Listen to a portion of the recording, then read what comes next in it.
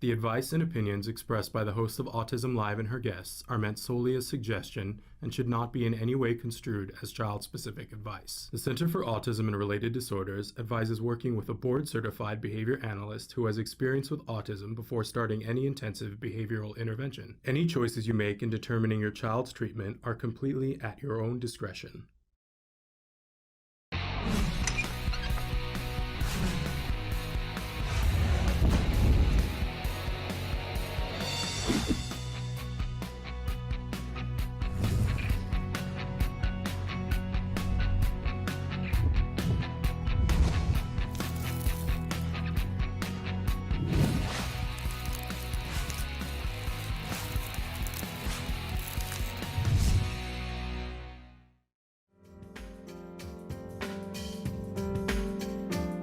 Okay, so I wanted to take a couple of seconds to talk about ABA therapy, why it's so super duper important, and what we as parents need to do to get the most out of it. And I apologize, but I am going to get a little bit on a soapbox because a couple of years ago, something happened to me where a parent came to me, and it was right after I'd started my radio show, and she came to me in my community and said, so my kiddo just got diagnosed with autism. I know you know a little bit about this. I said, I'm not an expert. And she goes, no, but I know you've been there, done there. Jem seems to be doing well. Okay, what do I do? And I said, well, you know, I would really recommend you know, that you clean up your child's diet. I would really recommend that you get them as healthy as possible. I would really recommend that you do ABA therapy and that you do it intensively because that's what all the science says. And I would really recommend that you learn all the principles of ABA because that's, you know, what's found to be effective and whatever. And she was like, oh, okay. And she laughed, and then I saw her a couple weeks later, and I said, how are things going? And she was like, oh, you know, it just, I know you said to do this, and I know, you know, and we're thinking about the ABA thing, but, you know, we can't, I can't quit my job, you know, I know you quit your job and you started doing something else, but not everybody can do that. And, you know, and we just, like, we need to keep a roof over our head. So, you know, we might try 10 hours. I don't know, we may not do it at all. And I was like, well, you know, everybody has to do what they have to do. And it was a couple of years later that I ran into her again, and she all but punched me and said, how dare you? And how could you have done that to me? You knew that I needed to get my child that therapy, and you knew how much it would have helped him, and you did not say to me, and your whole life will be different if you don't do this. And she said, you didn't make it sound like it was urgent. You know, she said, you recommended it, but you didn't say to me, like, and if you don't do this, you're going to be mad at yourself forever. And for me, I was so upset and took that so to heart. And I said, okay, gloves off. From now on, I'm not going to mamby-pamby because I can't afford to.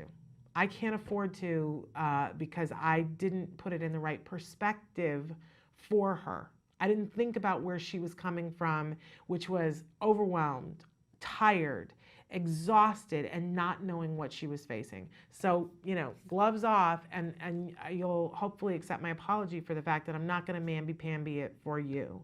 So here's the deal. There's so much more science that needs to be done on autism. There's so much more science that needs to be done. But a lot of science is in, and a lot of it is conclusive in terms of what we should be doing today. And if you got the news about what the science was a year ago, I have news for you. It's new. There's new science that's in. There's new science that's in as of last week. And part of my responsibility is to share it with you and then say to you, and you gotta do it. And guess what? It's gonna be hard. And there is going to be no part of it that's going to be easy, and I don't want to sugarcoat it for you at all. But here's what we know. At State of the Union right now, we know that if we get children, and you're going to say, but what about this and what about, there's a lot of things we don't know, right? But here's what we do know. If we get children between the ages of 3 and 5 or 6, and we give those children a couple of different things, between 25 and 40 hours of ABA, but I will tell you that the 25 to 30, know that lots of kids were looked at in this setup, and they had different amounts of skill ability, right? So there were some kids who were very high functioning that 25, they squeaked by and they are doing really well, but that 25 is not the prescription, right? If you want the best possible circumstances for your child to get the furthest, then what the studies clearly show is that 40 hours is the benchmark. 40 hours is the starting benchmark of where you have to go. And on top of that, the kids who do the best, because not all kids who get 40 hours get to a point where they are completely indistinguishable from their neurotypical peers. So what are the determining factors of the kids who do well? Getting 40 hours, a minimum of 40 hours, key, right? But secondary to that is that they got to have experienced people designing the program, which means not only do you need to have probably a BCBA, although, there are some people who are amazing who don't yet have their BCBAs that are getting their BCBAs, but BCBA, you got to have an experienced BCBA. And on top of that, they have to have access to a curriculum that's amazing. Now, I got to say to you, your BCBA can be writing curriculum, and that might be great, but that's going to take a whole bunch of time. And how effective is it if they're just writing it and trying it out? Your BCBA they can get access to skills. This, we already know, is a curriculum that works, right? With an experienced BCBA. And your BCBA can have access to that. Let me just tell you, go to skillsforautism.com, or you can call 877-975-4559. Okay, so, and people have gotten grants to be able to have this for their schools, for their communities. Like, there is a cost that comes with skills. It's not as much as 90% of the things in autism, but still, there's a cost. But don't let that stop you. There are grants and things, but that's the curriculum, right? You got to have a good curriculum because it has to make sense to get to progress. So you got to have the hours, you got to have somebody who's designing the program, and they have to have access to a great curriculum. But you know what the next most important thing is for your child to have success? That is that the parents have to learn these techniques and have to be utilizing them past the 40 hours. Have to. So not only should I have said to that parent, when she said, what do I need to do? Not only should I have said, you got to get good quality ABA and you got to get it yesterday. I should have said, and you need to become as close to an expert as you can on how to do the intervention with your child. That's the recipe. And people shortchange it all the time. And let me say to you, you have other things going on in your life. I know you do. But this is where we get into, where's your perspective on this? See, I'm going to cry. I have to tell you that when my son started his intensive ABA therapy, we had other things going on. And one of them was my best friend was diagnosed with cancer. And it was horrifying to me. Because I had a sister who was ill and a mother who was ill in other states. And I was like, I felt like taffy, that I was being pulled in 7 different directions about what do I need to do and when do I need to do it. And I had to prioritize. Now, that did not mean that I wasn't there for my friend, but it meant that I never went for chemo with her. And to this day, that pains me to say to you. Her husband said to me, we want for some of her friends to go for chemo, and she would really like for you to go and be there with her for chemo, to be there and hold her hand through it. And I want to tell you how important that was to me and how much I would have loved to have done that. But that's that when she went for chemo was when my son had clinic. And I had to prioritize. And I had to say, I have to be at my son's clinic. I want to be able to be in both places, but I cannot. And I brought this life into this world, and I know what the prescription is. And I had a set of parents who said to me, this is what you have to do. And you have to prioritize whatever that clinic is. I mean, CARD called it clinic now. They don't call it that now. Now they call it parent training. And other ABA providers call it different things, but it's a period of time when you sit down and talk about what is working for your child, and you work with the BCBA to figure out what the next steps are. And it's very easy for us to say, well, they can do that in a room and just message us. But if you are not on the team, you are not getting the prescription the way it needs to be written. And now, 10 years later, as I've had opportunity to meet all these families and meet kids that are doing so awesome, that their autism is not a disability for them anymore. I mean, we can use all different kinds of words. We can use the word recovery. We can use the word remission, but we can say that they're neurotypically, you can't tell the difference between them and their neurotypical peers. That's the phrase that I'm looking for. We can say all of those things, right? But the way I look at it as a mom and as a former teacher is there anything that has to do with a diagnosis of autism that's preventing them from doing the things that they want to do in life? And I see across the board, the kids that are in that category, call it whatever you want, in that category, it's because they made a commitment as a family. And sometimes that means it's a single mom with 3 kids, right? But she made a commitment that she was going to do this and get the prescription. 40 hours of ABA, but more ABA happening, delivered by the parent afterwards, even in exhaustion and tears.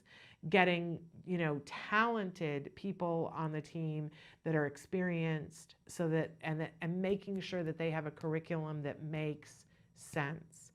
I heard somebody at the retreat talking about a man, 14 years old, that has been working on the same 2 lessons for a couple of years now. And when I tell you, it makes me mad and it makes me want to throw up. You've got to make sure that you've got talented people and that they have access to a curriculum, and they don't have to write it themselves. They can use Skills. Skillsforautism.com. 877-975-4559. And listen when I say this to you, that if you have a group of people that need this curriculum and cannot afford it, please write to me and I will help you to try to figure out who can help you to do that. I know that Autism Care and Treatment Today has given grants before to families and to groups to be able to provide skills. And I know that there have been grants by states that have given it to schools and to ABA providers. So all things are possible. And if you need help with that, I would be proud to be on your team to help you figure out how you can get access to it, okay? Because it's there. A lot of work was done. That curriculum is there and it works. It's the same curriculum that my child had. I can tell you that this curriculum works. And there isn't another one like it. It comes with an assessment. It comes with a whole bunch of things. It's fantabulous. I can't say enough nice thing about Skills. But it's just one of the parts of the prescription. And I so deeply need for all the parents to listen for a moment while I say to you that I understand how it feels when you're in the intensive intervention part of it and you want to run. I said something in a meeting the other day, and it was so honest that afterwards I was like, oh, I should never have said that. I should never have said that, because it was like to the bone honest. But I made a commitment then that I was going to keep saying it so that people would know that when I say I understand, that after my child was diagnosed and the first time that I fully understood what the prescription was and what it was going to take from me and what it was going to take from my husband, I remember saying to a very close friend in total confidence to her, I said, I just don't want to do it. I just don't want to do it. I don't think I'm up to it, and I don't want to find out that I'm not up to it, because I don't think I can face that as a parent. If I'm not willing to do the hard work for my kid, I don't want to face it. And what I said to her was, I found myself wishing that I would get into a car accident, that I would go into a coma, not die. I didn't want to die, right? But I just wanted to be put into a coma and have somebody wake me up in 4 years and tell me that it was all over, that all the hard work had been done, and that everything was okay. That's all I wanted. And it's embarrassing and humbling to admit that that's the thought that I had. But I have to be honest with you that that's the thought. That's how overwhelmed I was about the idea of it. So when I say to you, if I could do this, then I know for sure that you can. I know for sure that you can, because I did not think that I could do it. I didn't think that we could do it. I knew that we couldn't financially do it. I 100%, and I don't know how we did. I mean, I can point to some things, but the numbers don't add up. And sometimes that's how a miracle goes. You just have to go, oh, we're doing this. And it's going to get ugly, and it's going to get dirty, and I'm going to get my dress dirty, right? But we're just going to keep on plugging, and we're going to do this. And I'll be honest with you that I heard that the prescription was 4 years. 4 years of that kind of intensity. And I went, okay, Mark, 4 years. We're going to do 4 years. It ended up being 5. Okay. All right. I'm just going to say, and for some people it's less. Some people get out in 2 and go, woo, we got it. Some people it's 3, we did 5. And what I very honestly said to some people at the retreat was, as many times as I wanted to cancel a session and be like, I just can't do it today. I just can't handle it today. I need a vacation from autism. I just can't, you know what I mean? Like I wanted to be like, oof, we just can't do it. I look back on it now and I don't have a single regret of a single day that I go, oh, I wish we'd gone to the beach on that day. Not a single one, you guys. And I mean this from the very bottom of my heart. I had a lot of resentment about it while we were going through it, going, why can't we go to the beach like everybody? Why can't we go on vacation? Why, because we're stuck here doing therapy, right? But now that I've seen what happened, single regret for a single day that we did therapy. The only regrets I have are days when I couldn't suck it up, days when I couldn't get it together, days when it didn't happen. And here's the other part. Here's the new science that we have that we didn't have back when I was doing therapy. Back when we were doing therapy, we thought the best thing was to have it in the home. Now, we knew that it was important to take it out into the community and go to the grocery store and go to the public pool and go all those places. And that's still super duper important. But we believed that it was important to have it in the home. And the reason why was not because the home was any particular thing. There were certain things that happened in the home that needed to happen there, but because we wanted the parents to learn it. But here's what we have found out. The science is in on this. It's 100% clear. Our kids learn faster when they are in the center. And it's not a little bit faster, you guys. It's a lot faster. 80 to 85% faster when they're in the center. Which means that what took me 5 years to do, we could have done if we had center-based therapy in probably 3 years. In 3 years, and then we would have been back to going to the beach in those last 2 years when we weren't. So I know it's harder because it means that like it used to be, there were days when I was like, oh, I just can't do this, like to the point of, seriously, like, oh no, I can't, and knock, knock, knock at the door, and it was a therapist. And what was I gonna do, send them away? Kind of happened, right? Now, it means that you got to commit to the center, which is hard, really hard, and then you have to get in the car and drive to it, which is that much harder. And believe me when I say, I get it, I know. But that's the prescription. And I'll hold your hand the whole time. And you can write to me, and you can write nasty things and say, Shannon, I'm so mad at you, and I really hate, send it, shoulders broad, I will take it. But you still got to do it. You got to do it, because I know what happens if you don't. I know the anger in that mom that was like, you did not tell me that this is what I had to do what was best for my child. That it wasn't like the recommended, no, this is what you got to do. This is it. Gloves off. It's the truth. And I got to tell you, you're going to sign up for it, and card's going to say, great, but you can't start yet because you got to do this hoop, this hoop, this hoop. And you're going to be like, what? What? You mean you're going to make it harder for me? There are hoops that have to be gone through. And you're going to get there, and the therapist that you are working with, that you love and loves your child, is going to get pregnant and move halfway across the country and be gone. And they're going to have to train somebody, and it's going to take a couple of weeks, and you're going to go, what? Shannon told me it was so important, and now you're telling me I can't have this for a couple of weeks. And you're going to have to work hard. You're going to have to pull up the slack, and you're going to have to be calling people, even at card, and saying, how soon can I have the next therapist? Stuff's going to happen. It's not going to be easy. Been there, done it. And like I said, if I can do it, you can do it. And let me just tell you, it's worth it. All of it, it's worth it. Okay? So I've gotten on my soapbox now. Because it has to be said. And every single time you have an opportunity for parent training, you have to take it. Yes, I went to clinics sometimes and fell asleep in the middle of it because I was that exhausted and overwhelmed, and like the disc was full and I couldn't take any more, right?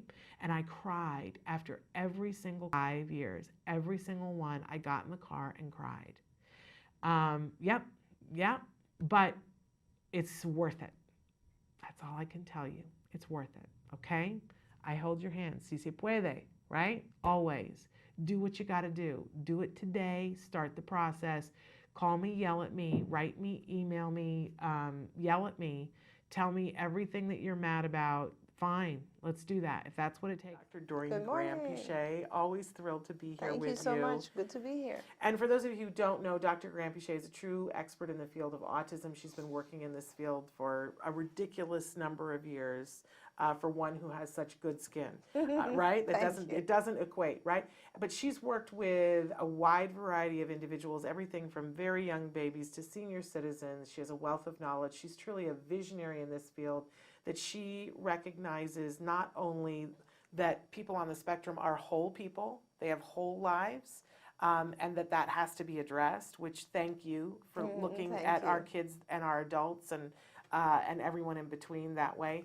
But she also recognizes that they have a group of people around them that are a support staff, and that those people have individual needs as well, be that the family, siblings, right. And also the people who are helping to take care of and to treat, that those are people who have to be also included in an equation of what do we need to do to make the most progress. Absolutely. So, and you help to take care of all of us, which I appreciate. Thank you very much. No, thank you, honestly. So she is going to answer questions that you guys have sent in. We always like to give you a disclaimer at the start of the show that there is no expert in any field.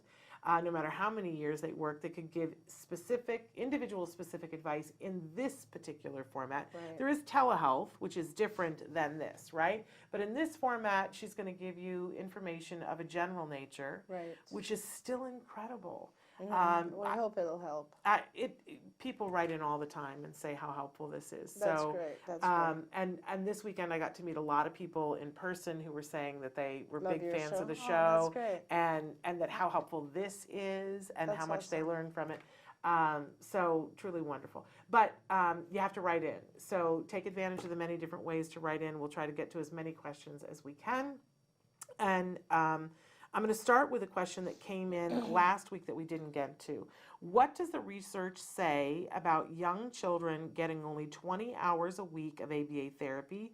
Is it at all effective? I can't quote this, but I once heard about a study that did 20 hours a week for a group of children with autism and compared with children in regular ed who did not receive service, and they made equal progress, and this came into us last week.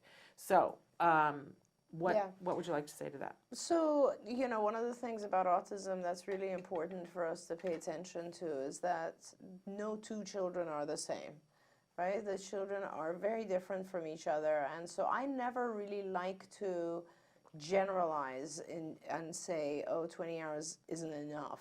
For one child, it might be enough. For another child, it might not be enough. Historically, the concept is that if you are doing a comprehensive ABA program, so if you're trying, and let me define that, the goal of ABA, I'm going to just keep going back in time.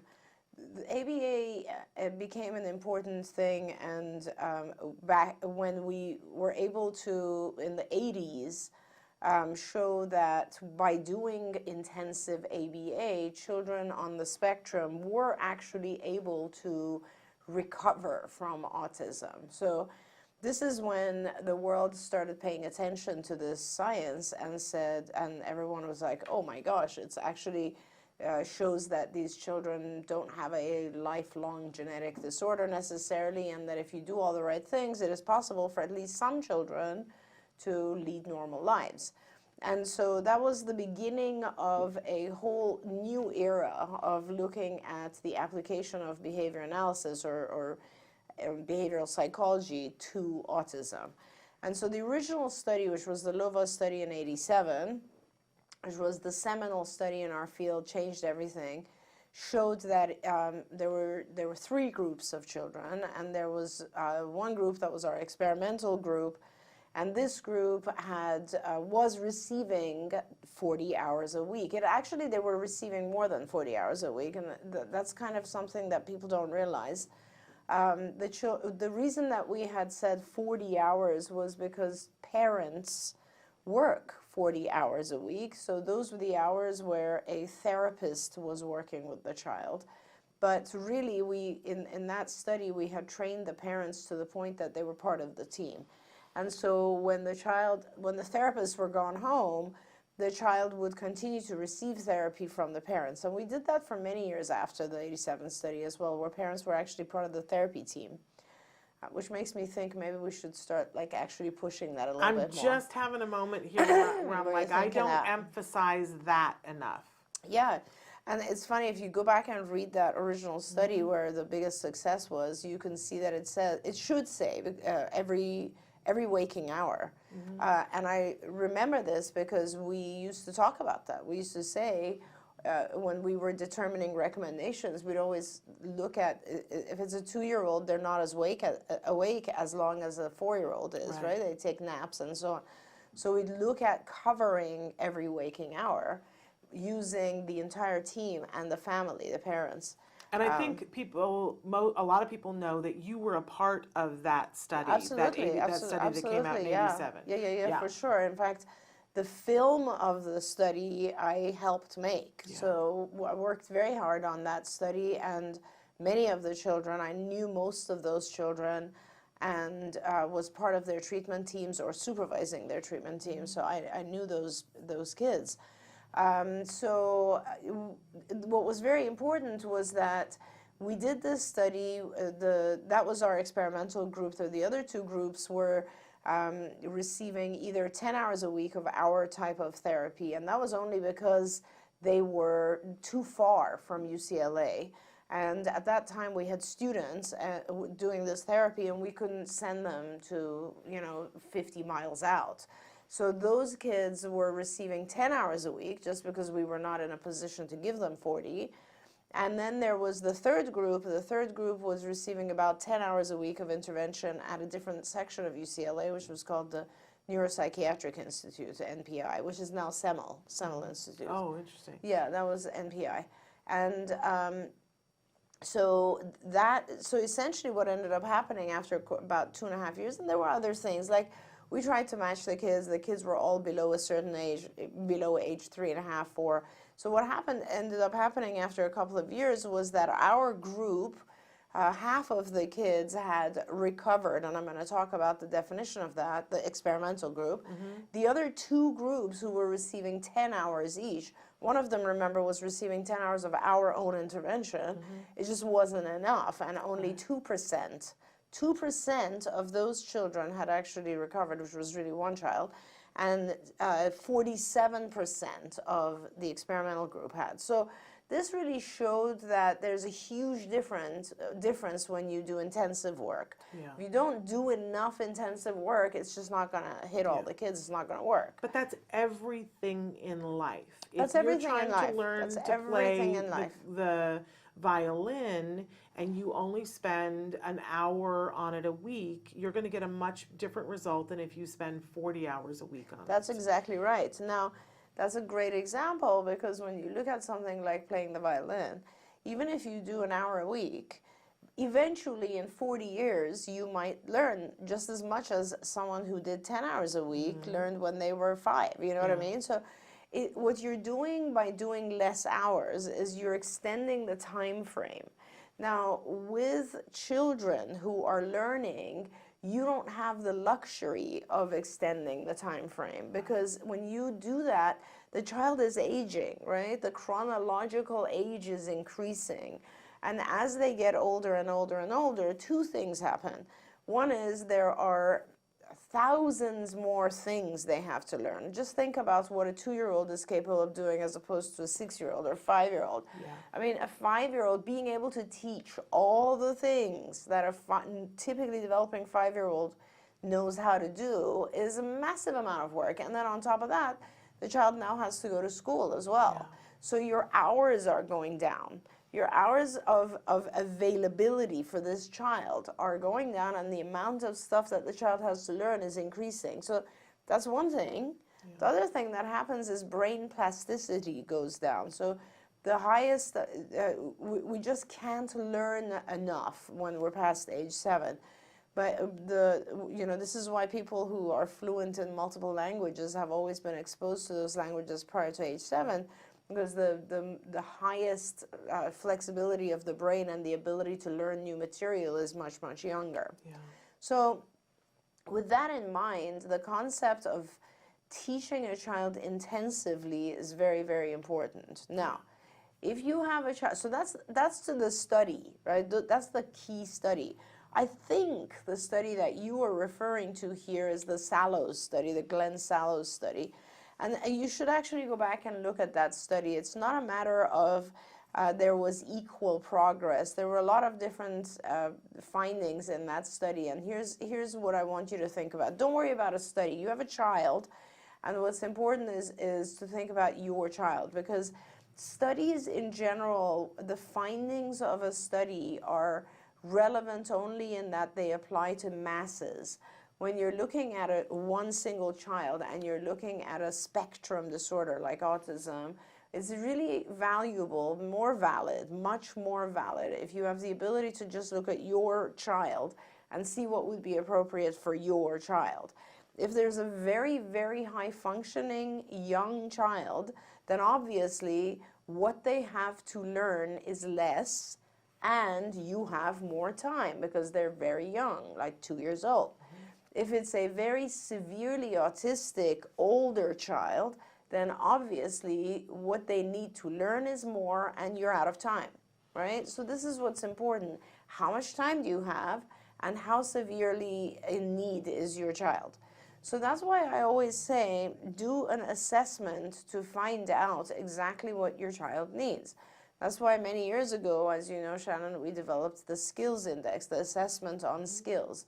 And I really recommend for this viewer to get on Skills. And that is just, you go online and you look for skillsforautism.com. I have a little tent somewhere and I'm I looking know, for I it don't to see see. it anywhere. I moved it off the desk. I'll find it. But essentially just Google skillsforautism.com and you'll go in there. And there's an assessment portion, and it starts with asking you questions about your child. You put in your child's age, your chronological age, and so the assessment will give you every possible skill that a typically functioning child of that age should be able to master, should be able to do right now. So it'll ask you questions. It'll ask you hundreds of questions. For example, it'll start with, does your child make sounds? If you say yes to that, you go to more advanced questions like what kind of sound. It's all yes and no. Does your child make this type of sound? Does your child say single words? Does your child communicate in 3-word phrases? Does your child use these types of adjectives or whatever it is? It keeps going on, and that's just language, but the questions are through all areas of functioning. So you'll get a series of questions in language, motor, adaptive skills, social skills, play skills. Let's see, motor is both fine motor and gross motor. executive functions, cognitive skills. I mean, it's pretty much across all areas of functioning, including academic. So you answer all these questions, yes or no, my child can or cannot, and you'll get a nice little visual that shows the deficits, like the areas your child is not doing, and they should, because it's their age level. Like, you should be actually able to say 3-word phrases if you are age 2, that sort of thing. And it'll give you an exact listing of all the different sub-skills that need to be taught to catch your child up to a certain age. If you look at that, and now someone who is experienced with ABA will come in and they'll start doing work with your child for a few months. This is the most accurate you can get. And if it's a good BCBA who's done this for many years, that's very important, because this is really based on experience, right? You look at the rate of acquisition of the child. Now, we've actually developed an algorithm which we're trying to get on external skills so people can play with this. And once your child is learning for 6 months or so, we develop what's called a rate of learning line. Like, it'll show how fast your child masters things. Does your child master them, like a new thing every hour? Does your child master a new concept every week? Whatever it is, of a certain difficulty level, right? So it shows kind of like if your child is mastering things at this angle versus at this angle, that means they're mastering things pretty rapidly. You put in your child's age, you put in you have a history of your child's learning rate. That's learning rate. That's the number of items they learn over time. And then you know how long and how many hours. And you say, okay, my child's only 2, and I have like 3 more years where my child will be 5. And how much intensity do I need for 3 years in order for my child to actually get to typical levels? So he's missing, let's say, 200 skills. I need to teach these 200 skills, and he's learning at this rate. How many hours a week should I actually do in order for my child to hit the line of trajectory that gets to the point where he's going to master all these 200 things, right? It'll tell you the intensity. Now, the intensity is going to be either very intense, like 40 hours, or more, or it's going to be 20 hours, or it's going to be 10 hours. It depends on your child and your child's rate of learning. That's like way more accurate than looking at what past research has said. Now, all of that aside, I do want to say kind of a disclaimer about this, because I'm one of those people that would like to, you know, when your child has aged, they've aged. The time has passed, right? So it's always better to err on the side of being cautious and doing more rather than doing less. Because by doing more, all you're doing is speeding up time, right? Your child might master things faster than age 5. They might get to the level of normal by 4. Great. Everybody's happy. By doing less, you might miss the mark. Right? Your child might get to age 5 and 6 and your funding all cut out and you have to go to school, and your child still has 100 things left to learn. That's why I always push people to go for more intensity at the beginning when the child is young, because later on a lot of issues happen. It's much harder to get funding for older kids, and there's a million other things that you're dealing with, academics and safety and lots of other things. But now, having said that, a huge long answer, right? Sorry. But having said that, for the mom of the 15-year-old who's watching, who's never had ABA, right? We don't want you to think that there's no reason to get ABA now, even though your child has aged out, and aged out of that recovery, intensive early, aged out of recovery. That doesn't mean anything, right? Because for the 15-year-old, you have, let's say, you're at a point where there are like 100 skills missing, and the key skills that you want to teach your child, which would keep him safe, help him communicate, get him to a point where he can have a vocation, get him to a point where he might be able to live independently, all of those things do not necessitate teaching all 100 skills.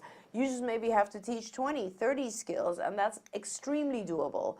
ABA is a way of teaching. It's not something that you age out of. It's effective even if you're 70 years old. It doesn't matter what age you are. It is a technique for teaching, and it works more than anything else. And it works not just with the population of individuals with autism, it works on us. Yes. It works with everyone. It's the most effective way of changing behavior. So absolutely, for the 15-year-old, for the 30-year-old, yesterday we had a call from someone who's they were calling for a 45-year-old. Yeah. And I was excited about it because Yeah. bringing someone in at that age to our adult center and helping them is very exciting. It's life changing. I Absolutely. mean, the families who, it's just so incredible to think that sometimes there's one little thing that if you could fix it, the quality of life goes up for everyone, for that individual and for everybody Definitely. who loves them. So don't feel like there's no reason after a certain time. But if Absolutely. you are in that window of time when your child is young, take everything that you can and use it to the max. I say this to parents every day of the week, you will never be sorry if you do everything and more. That's right. You will get someplace that you didn't know that you could get. It will be different for every single person. But the thing that's great is you will have nothing left in you that's like, oh, I wonder if we had, right? Right. I see Absolutely the parents of the teenagers who go, oh man, I missed the boat. And they, I hate it when parents are stuck there because they're missing something right now. If you've got a young kid, don't give that to yourself later on. Give yourself the gift of knowing we did everything that we could and do as many hours as you can. Right. All right, on that note, we're going to take a short break and then we're going to be back to answer more of your questions. So stick with us.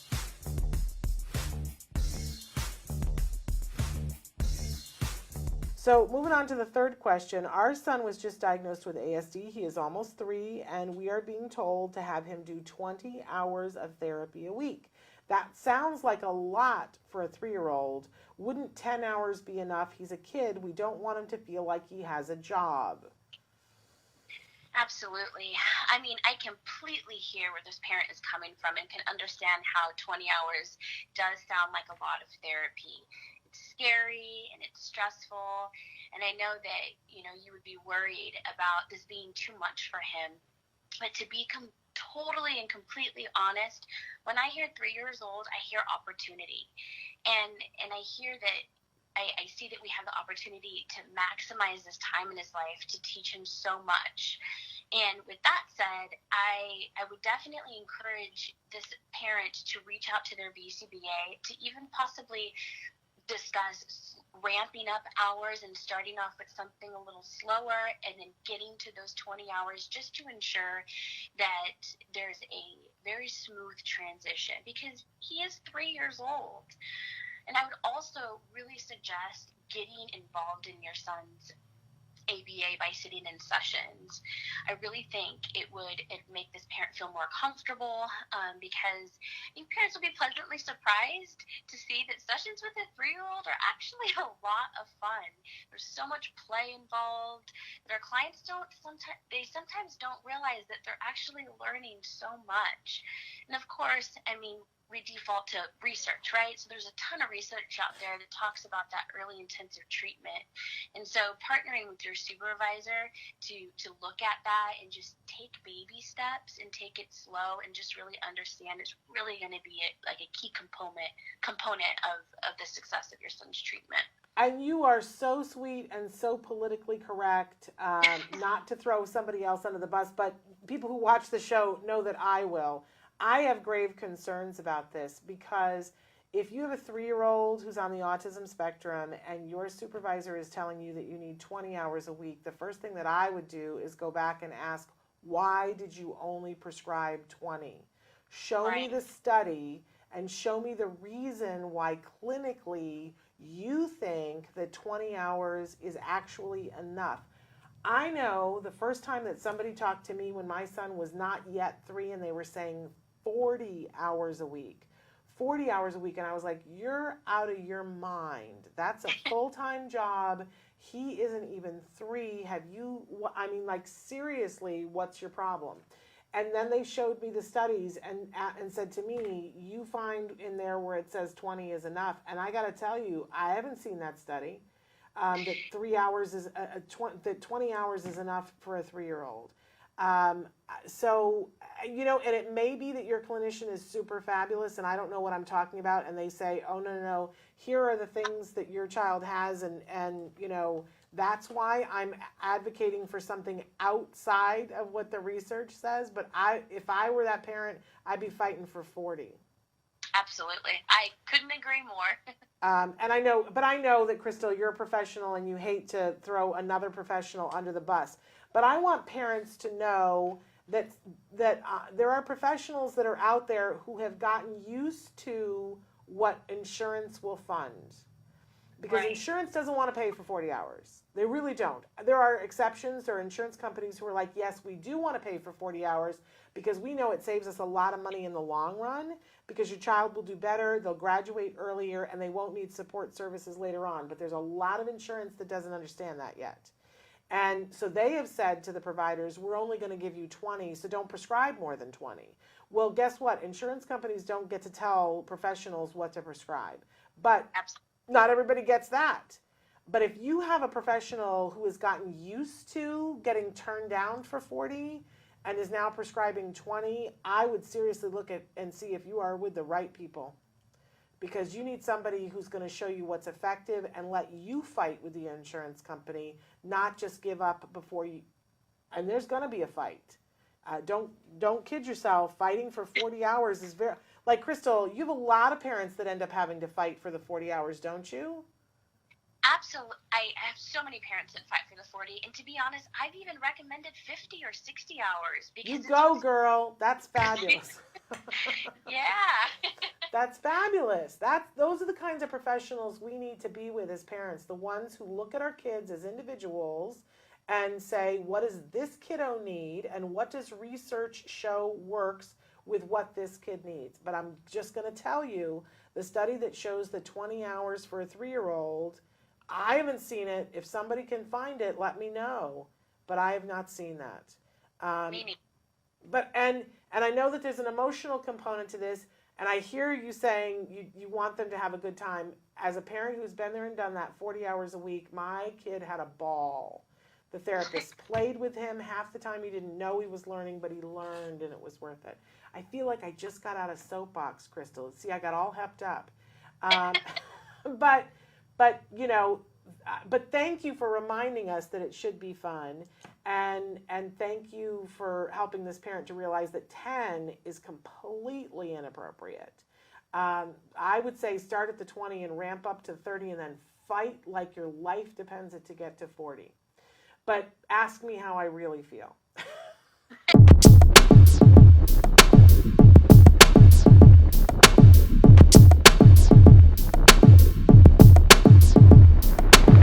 That came in based on the last question, and I can't leave it alone.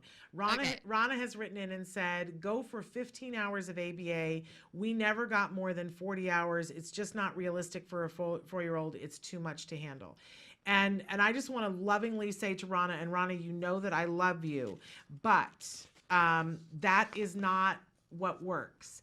And it isn't realistic at all to be able to do more than 15 hours with a 4-year-old, but it is what you need to do. And Nanette, you're an expert.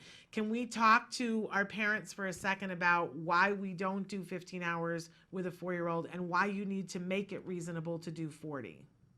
Yeah, absolutely. That's, I think that's a great comment to come in right now. I think the big thing that I always try to, communicate to the families is that there's an age gap, with the diagnosis. So let's say that they get diagnosed at the age, if we're going back to talking about our friend in the first question, he's 4, but he's already he's functioning at about a 2-year-old level. So we've already got an age gap of about 2 years right now. And if we continue to not do early intensive, treatment, then that age gap continues to grow every single year. Of course, we can't necessarily predict at what rate that's going to grow, but we know that they're just going to continue to be further and further behind. And we hate to see that because our ultimate goal for that patient is to be as successful and as independent as they possibly can in the future. So really, we'd like to see the 40-hour very intensive treatment protocol right off the bat, because then we can work very, very hard on closing that age gap, and then getting them to a place that's more typical with their peers, so that the treatment services don't have to be as lengthy. I think if we look at having, 15 hours a week because it might be easier on that patient right now, they might need 15 hours a week for the next 15 years. And that's really not what we necessarily want to see. Absolutely. I just want to say, think of it like if you said to somebody, I'm in this kind of shape that I'm in right now, and I said to you, I want to become a bodybuilder and I want to have ripped abs. And I went to an expert and I said, that's what I want to do.